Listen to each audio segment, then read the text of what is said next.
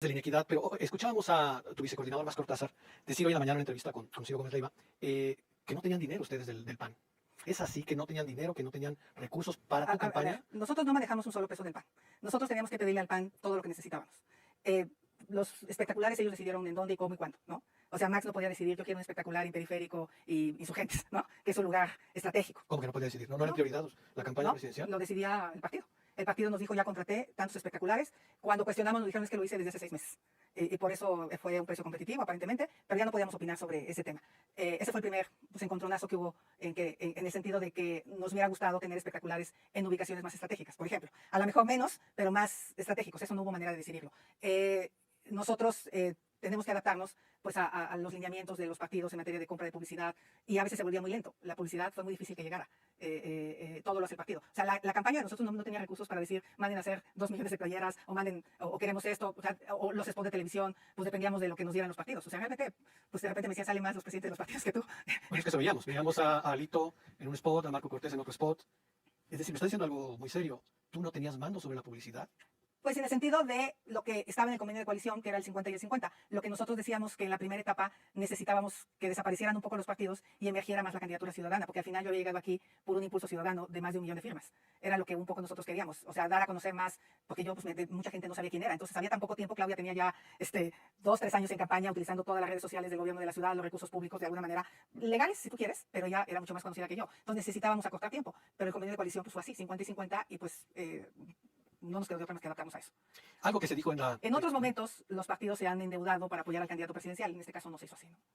Es que esa es una de las cuestiones que se hablaba de tu campaña. Esta paradoja de ser una candidata apoyada por un grupo ciudadano importante, pero que tenía que ir en la representación de los partidos. Sí. Ciudadanos que no estaban de acuerdo con algunos partidos, pero sí contigo, que tuvieron que votar por logos de partidos que repudiaban para poderte apoyar.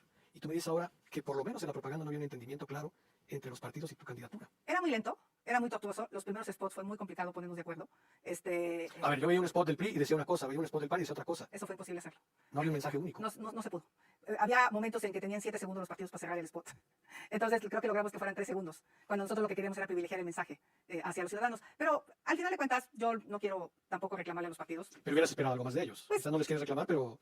Yo creo que era conveniente hacerlo distinto. También hubo poco tiempo para planear. Seguramente ellos tendrán muchos reclamos hacia mi persona, pensarán que pude haber sido una mejor candidata, ¿no? Seguramente habrá quien crea que la derrota es por responsabilidad mía. Lo que sí me di cuenta es que en los estados no se ha hecho un trabajo partidista de la dimensión que Morena estaba haciendo. O sea, se ha abandonado mucho el trabajo territorial, por ejemplo. Yo cuando visité Oaxaca, Chiapas, Tabasco, Campeche, pues me di cuenta de la poca estructura que había de los 3 partidos, ¿eh? Ya no digas de uno u otro. Y yo sí creo que la ciudadanía sí jugó un papel muy importante. Por eso yo estoy súper agradecida con los ciudadanos, porque hubo ciudadanos que hicieron sus camisetas, hicieron sus estampas, hicieron su publicidad.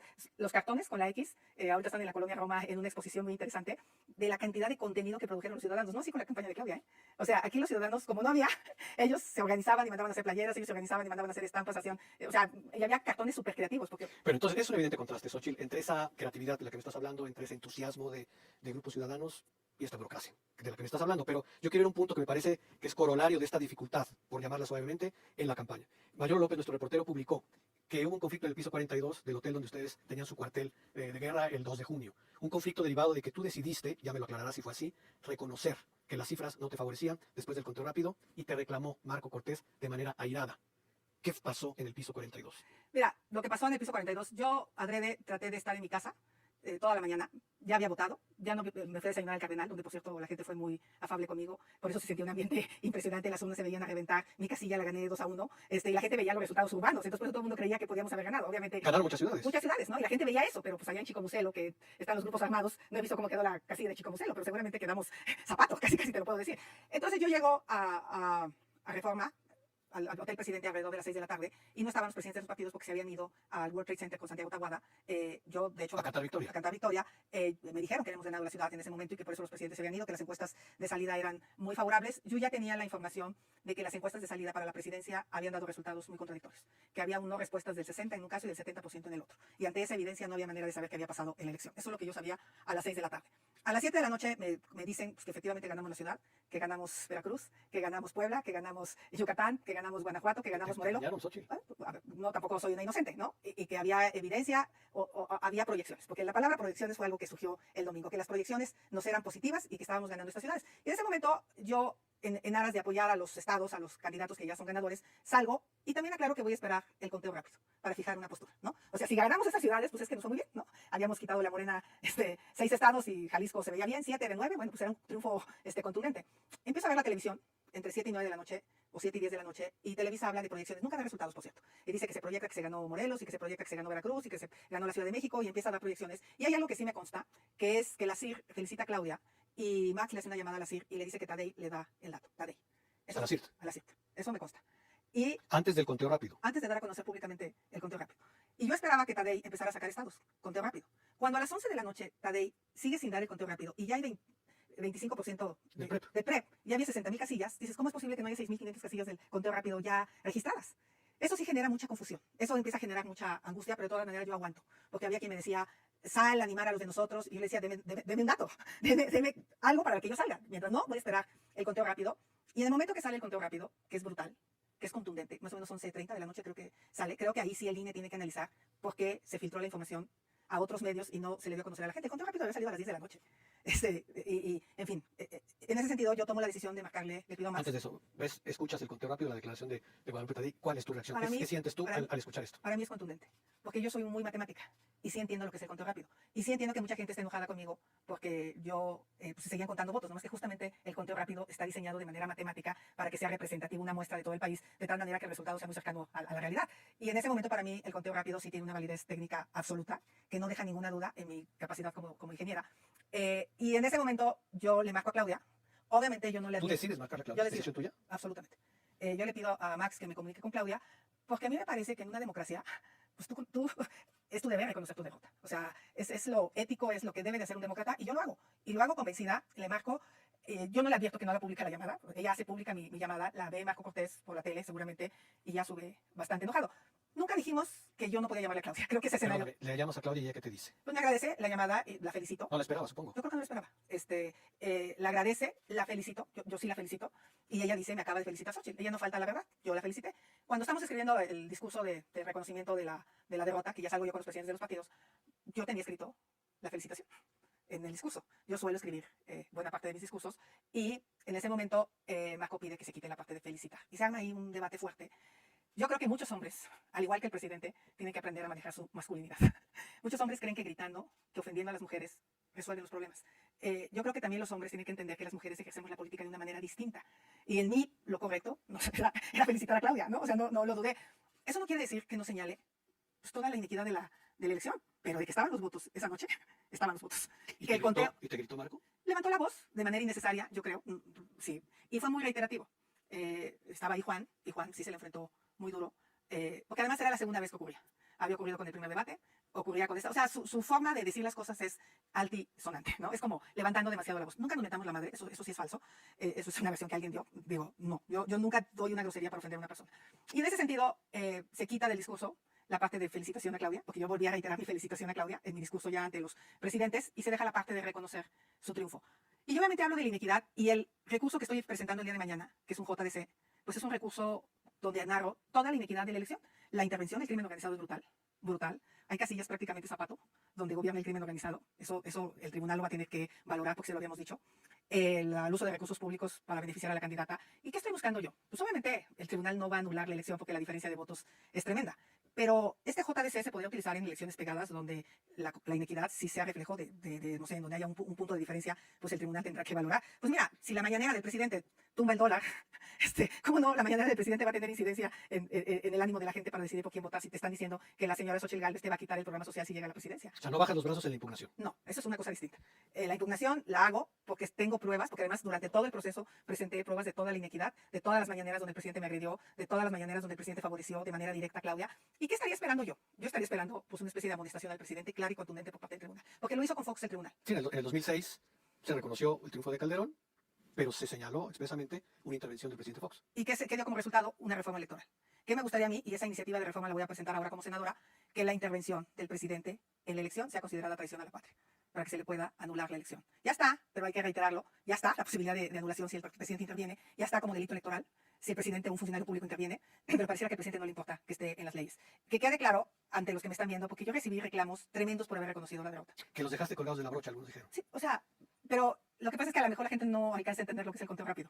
Y el conteo rápido, pues al final se reflejó en el recuento de la elección. O sea, que se volvieron a contar los votos y no se movió. Me da mucha pena por la gente porque no es un tema técnico fácil de entender, pero lo que yo le quiero decir a la gente es, eh, tenemos que analizar qué fue lo que pasó, ir mucho más profundo a las causas de la derrota y entender, pues, por otro lado, que tampoco se vayan con la finta de que el Partido Verde, hoy aliado de Claudia, pues es un verdadero partido. O sea, Claudia va a tener que caminar con personajes como Murat, como Erubiel Ávila, o sea, como Eugenio, todos estos personajes impresentables en la vida política que por el simple hecho de haberse ido a Morena o al Partido Verde los exculpas, pero no, son la misma podedumbre de la que los mexicanos están cansados. El Oaxaca de Murat es un Oaxaca saqueado, un Oaxaca empobrecido, exgobernadores de Chiapas que dejaron Chiapas en la ruina. Entonces, yo creo que también hay que ubicarse que no solo es el PRI al que hay que cuestionar de Alito o al PAN de Marco Cortés, pues también a estos del Verde que han sido unos zampones a lo largo de la política. Creo que el análisis de los partidos tiene que ser parejo, inclusive Morena. Morena, o sea, el tema del huachicol que yo denuncié, ojalá Claudia se atreva a investigarlo. Es claro el quebranto al erario público por la entrada de gasolina que no pagó IEPS. Y estamos hablando de millones de barriles de gasolina que yo saqué del SAT, datos oficiales del SAT. Y ahí hay un quebranto. ¿Dónde quedó ese dinero? ¿Dónde quedó esa gasolina? ¿Quién la está importando? ¿Quién la está vendiendo? Bueno, pues todo eso de la corrupción es un tema que no va a acabar porque se fueron a Morena y ya no salen del PRI. Pues no, pero eran del PRI y luego están en Morena a través del Verde. Déjame, por favor, Xochitl, cerrar el tema de Marco, porque él dijo que lo que hiciste, lo dijo hoy en la mañana, y nos lo dijo en una entrevista también, que lo que hiciste fue indigno, porque había una elección de Estado y tú no debiste haber felicitado. ¿Qué esperas de Marco? ¿Que te ofrezca una disculpa? No, ya no me lo ofreció, no me lo ofreció ese día, no me llamó después, porque yo podía entender que estaba enojado esa noche por la derrota. No esperaría que me disculpa, es su pensamiento. Yo esperaría que se hubiese disculpado por lo de Coahuila, por ejemplo. Del reparto de notarías y Por de... ejemplo, y él cree que está en lo correcto. Entonces, no lo va a hacer, es su pensamiento, lo respeto, pero creo que no han entendido que las mujeres ejercemos la política de una manera distinta. Yo creo que no me siento indigna, porque yo hice todo el esfuerzo para ganarme los corazones de la gente. Tan es así que la gente sentía que podíamos ganar. O sea, creamos tal estado de ánimo en las ciudades, en las capitales, en ciertas regiones, que la gente estaba emocionada y salió a votar emocionada. Obviamente sin entender el peso de la elección de Estado que se daba en Oaxaca, en Chiapas, en Guerrero, en Puebla, donde tuvimos derrotas del 5-1, ¿no? O sea, Crearon esta imagen de que podían ganar por la buena y es, campaña. y es equivalente a la decepción, Xochitl, Pues sí, que se dio después. pues sí, porque al final de cuentas, tu entorno es la ciudad. Yo sí había podido visualizar lo que estaba pasando en el país porque lo había recorrido. Yo sí había visto la inexistencia de los partidos en varios estados. O sea, la única que no se podía engañar era yo. No perdí el optimismo nunca. Y soy una mujer resiliente y se levantó de lo de mi hijo, por ejemplo, que me pareció tremendo. Pero así es la vida. Xochitl, hablamos ya de los partidos, pero tú fuiste la candidata. ¿Cometiste errores? Por ¿Crees supuesto que sí. qué errores cometiste? ¿Dónde ves tú que te equivocaste? Pues mira, no te puedo decir exactamente cuál error, pero por ejemplo, yo no podía decidir sobre las candidaturas, ¿no? De quiénes iban a diputados o senadores. Fue una decisión de los partidos. Entonces, hay quien cree que fue un error mío no negociarlo antes de aceptarse la candidata. Pues no creo que lo hubieran aceptado los partidos. Y, o sea, meterme a la rebatinga de cuántos senadores, cuántos diputados me das. Para mí, hay quien cree que eso es un error. Yo no creo que sea un error. Pues, la verdad de las cosas es que yo siempre podrás hacer las cosas mejor, siempre podrás tener una mejor estrategia, pero eso es lo que había, eso es lo que teníamos. Pero también hubo muchos aciertos. El tema de los Xochilovers fue algo bien interesante que pasó, bien interesante, cómo se movilizó la sociedad civil. Entonces, pues, Hacía rato que no teníamos algo así, digamos, 3 manifestaciones en el Zócalo, etcétera. ahora, lo que tiene que entender la sociedad civil es que no solo se tiene que activar de vez en cuando. Creo que el gran reto que viene es ese para mí. ¿Cómo seguimos trabajando en una agenda ciudadana? Yo quisiera darle o sea, primero decirle a los que me están viendo, es de demócratas reconocer el triunfo. Quien entra a la política sabe que se puede ganar o se puede perder. Morena nunca le va a reconocer el triunfo a Lemus. No creo que el presidente le haya llamado a Lidia para felicitarla. O sea, porque él no es un demócrata. Él no tiene esa altura, pero yo sí la tengo. Entonces, en ese sentido, no creo haber cometido un error como Marco lo cree. Creo que fue lo correcto. No me siento indigna por haberlo hecho. Indigno es robar, indigno es hacer cosas que no son legales. Yo no hice nada. Pactar notarías. Hay otras cosas, pero llamarle a una mujer que ganó la presidencia y que además es la primera mujer que gana la presidencia, pues creo que no estuvo mal. Yo no estoy arrepentida de eso. Traiciones, traidores en tu campaña. Pues mira, los que te hablan para darte datos imprecisos. O sea, ¿qué necesidad? O sea, hay cosas que no son ciertas. Yo no manejé dinero de la campaña. Yo no manejé un peso de la campaña. Los partidos especialmente tienen sus comités y ellos nos fueron asignando los gastos de los espectaculares, de la publicidad, de los viáticos. Y fue una campaña sumamente austera, pero sumamente austera. Eso es lo que había. Porque además, pues muchos siempre vieron que no había mucha chance de ganar. O sea, todo el mundo decía, está durísimo. Pero mira, al final de cuentas, se movió, se emocionó, la esperanza sí cambió de manos por un rato, no nos alcanzó. ¿Y qué nos toca? Pues nos toca seguir trabajando. Yo diría, Claudia tiene la enorme oportunidad de demostrar lo que realmente se la pasó diciendo en campaña, de resolver el tema de la inseguridad.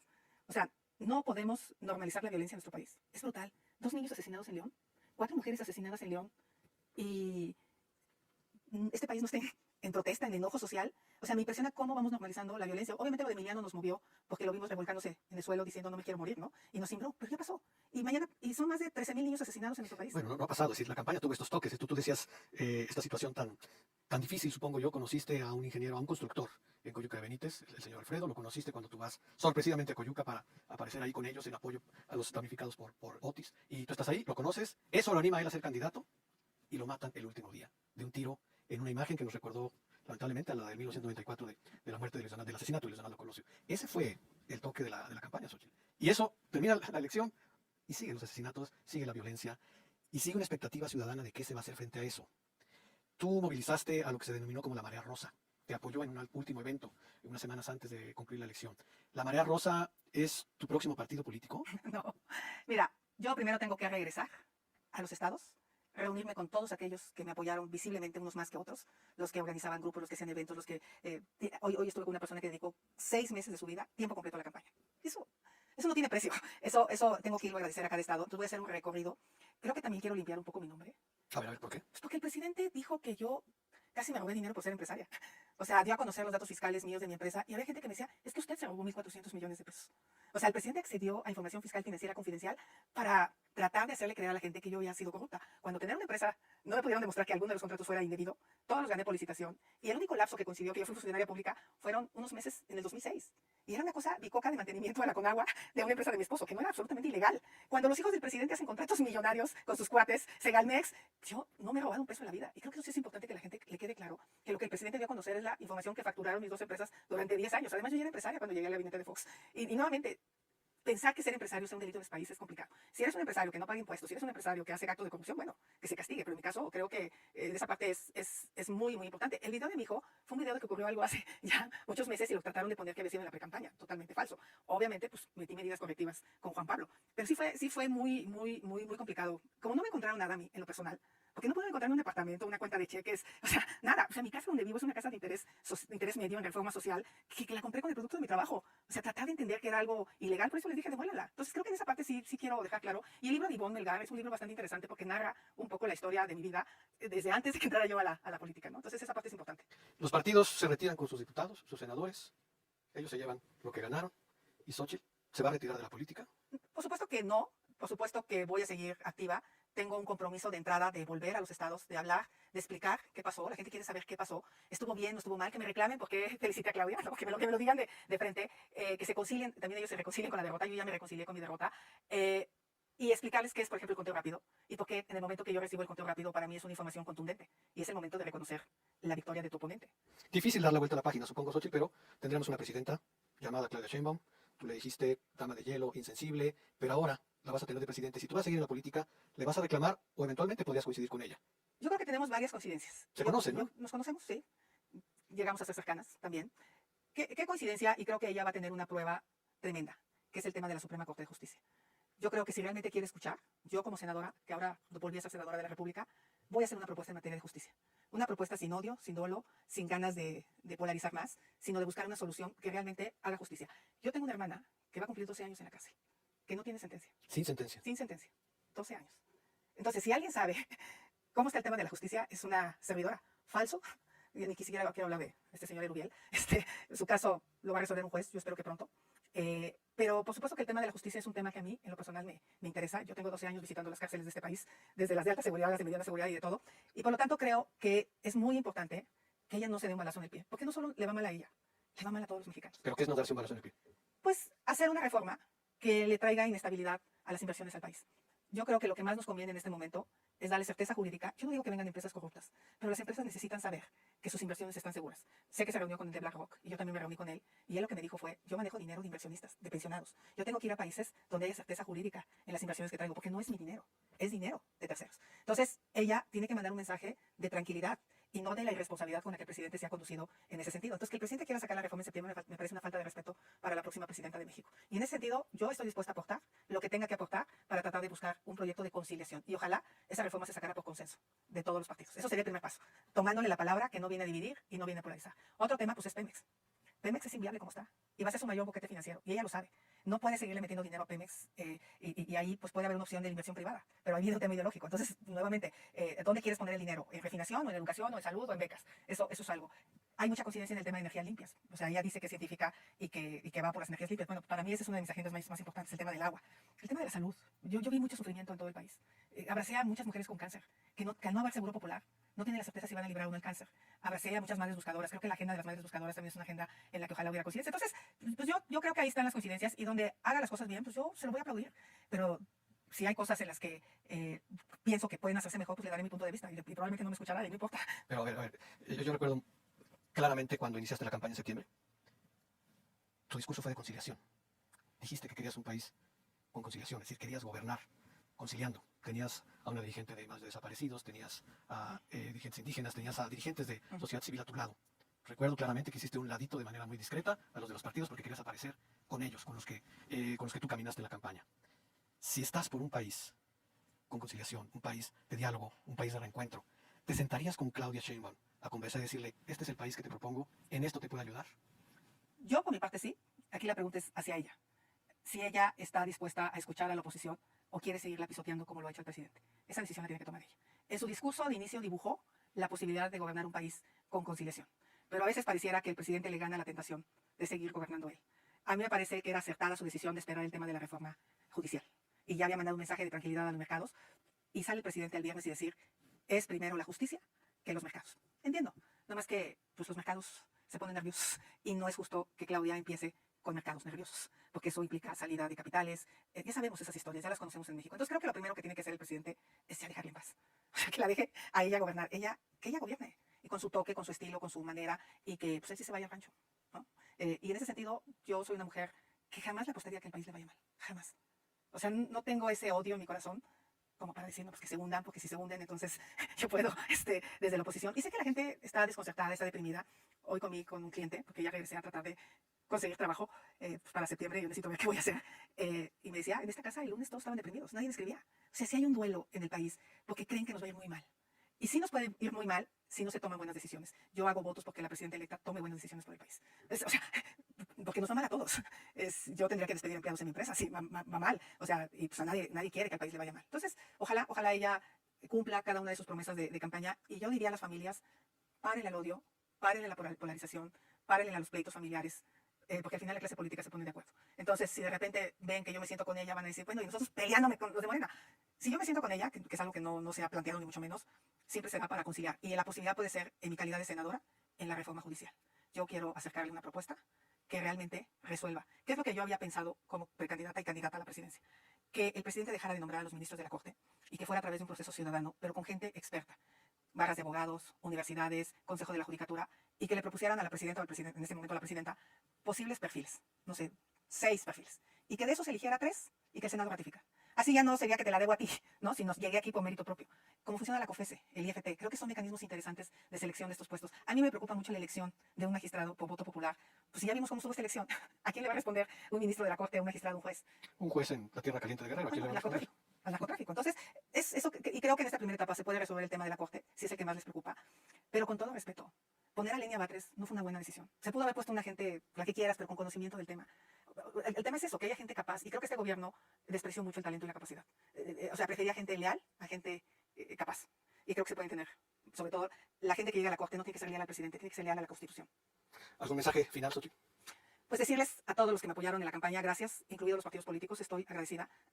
Sí me llamó la atención de que cuando hablé de los partidos no me aplaudieron en el Zócalo. Pero bueno, gracias y pues estaré pronto en los estados. Xochitl, muchas gracias por esta conversación tan clara y sobre todo muchas gracias a usted por escucharnos y por seguirnos aquí en Grupo Reforma. Gracias.